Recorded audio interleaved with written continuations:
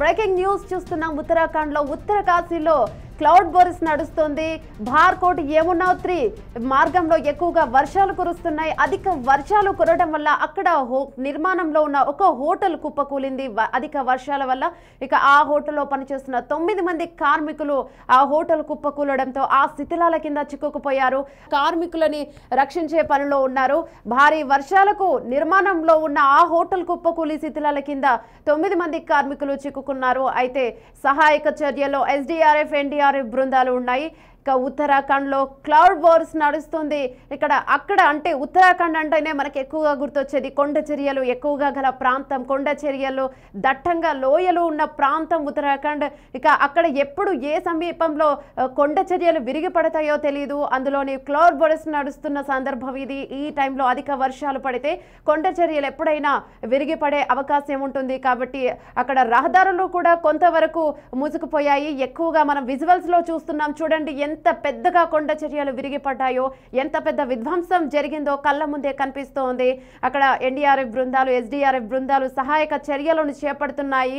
కానీ అంత సులువైన విషయం కాదు. ఎక్కువగా పెద్ద పెద్ద కొండలు గల ప్రాంతం కాబట్టి ఎవరైనా కాపాడాలంటే, రెస్క్యూ చేయాలంటే అంత చిన్న విషయం కాదు అది.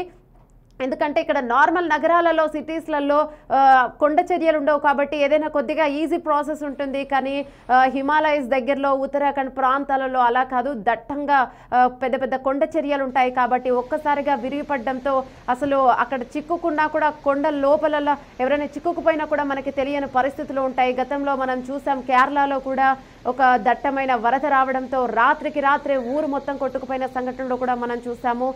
హిమాలయాల్లో ప్రతి సంవత్సరం ఇలా కొండ చర్యలు విరిగిపడటం కూడా మనం చూస్తూనే ఉంటాము.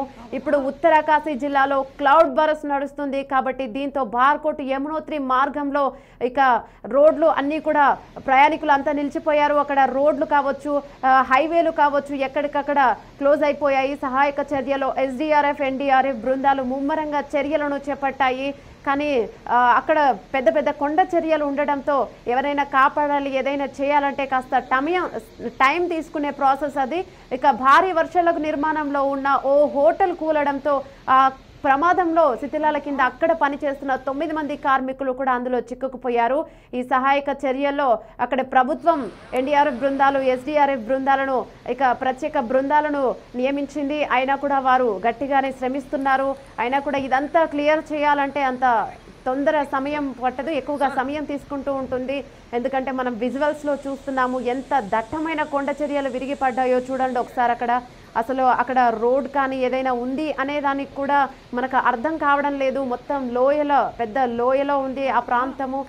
అలాంటి ప్రాంతాల్లోకి ఇప్పుడు అంటే అక్కడ క్లౌడ్ బర్స్ట్ నడుస్తుంది కాబట్టి ఎవరైనా ప్రయాణికులు వచ్చేవారు ఉంటే కూడా తగిన చర్యలు తీసుకొని వెళ్ళాలి.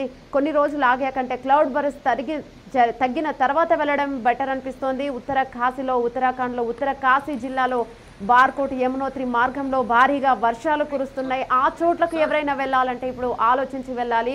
ఎందుకంటే వర్షాలు ఎక్కువగా కురిస్తే ఎప్పుడు ఏ కొండ చర్యలు విరిగి పడతాయో తెలియదు. కాబట్టి ఎవరైనా ప్రయాణికులు, ఎవరైనా అక్కడ విజిటింగ్ చేసే వాళ్ళు, టూరిస్టులు ఎవరైనా ఉంటే ఇక ఈ క్లౌడ్ బర్స్ట్ తగ్గిన తర్వాత రావడం మంచిదని అక్కడ ఈ ప్రభుత్వం కూడా చెబుతోంది.